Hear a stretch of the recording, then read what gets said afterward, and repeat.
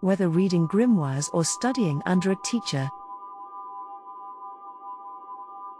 It can be difficult to truly know how to discern true value from innocent babble or even outright deception. As such, when one is seeking out there, it behooves us to maintain a standard of discernment to help us consider what we discover.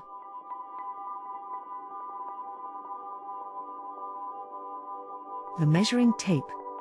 Consider your source.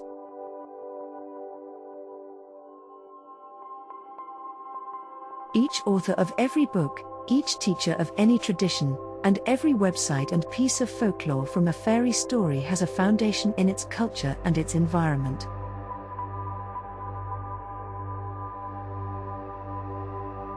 The information you read and hear doesn't come from anywhere. Examine the background of the source. What magical tradition does it stem from?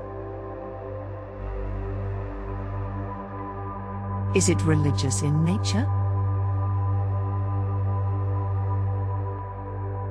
Scientific? What methods and rules does your source consider default or standard? For example, plenty of Wiccans out there write spells with the law of three firmly in their mind, believing that bad deeds come back to the doer threefold. Knowing that one might understand caution or hesitancy if one finds it in a Wiccan spell, even if you don't really believe that rule yourself.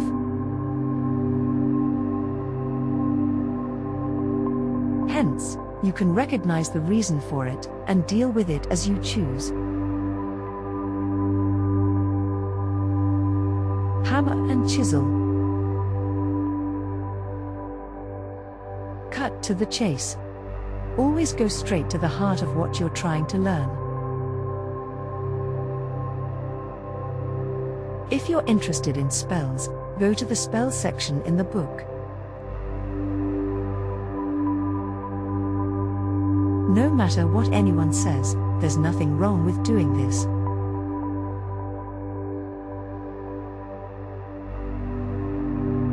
If you're checking to see if a teacher will be able to help you, ask them this simple question.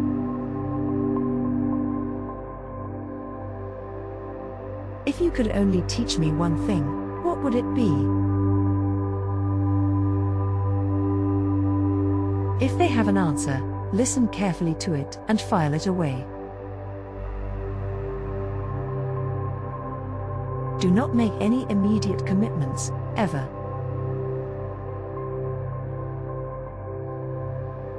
If they don't have one, or if they get angry for your asking, well, that's an answer too.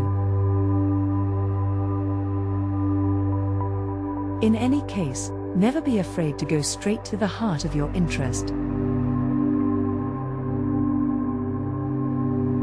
The brush. Analyze the accuracy. Always check your source for reasonable limits.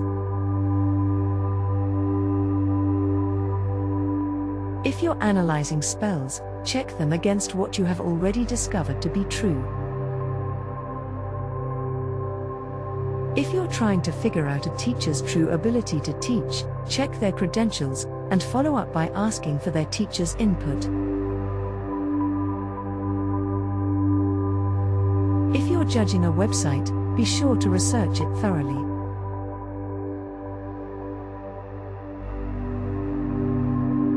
There are lots of ways to find out how long a site has been up, and to find out how accurate the information is.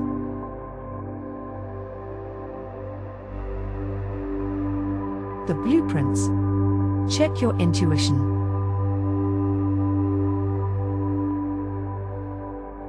You need to remember always to check and weigh your sources against your personal views, to see if you and the teacher or author's style agree with each other.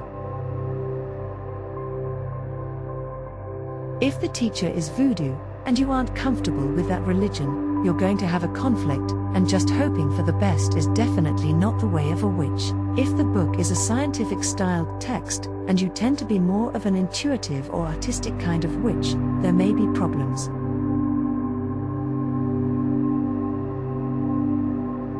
Be prepared to adjust your thinking and adapt, and remember to take it slow.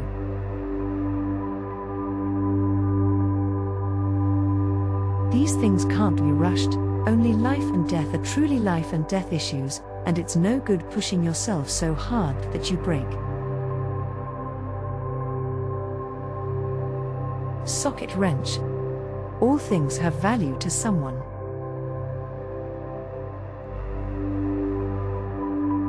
Never discount a teacher or a book just from personal dislike at first meeting. Even if you don't agree with their style, you may value their wisdom later.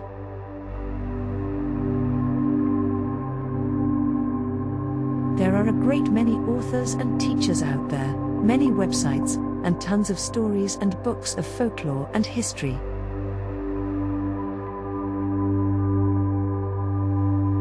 You may not see a point in some of these sources, or you may even think they're complete bunk, but you must never allow yourself to ignore their potential value in them.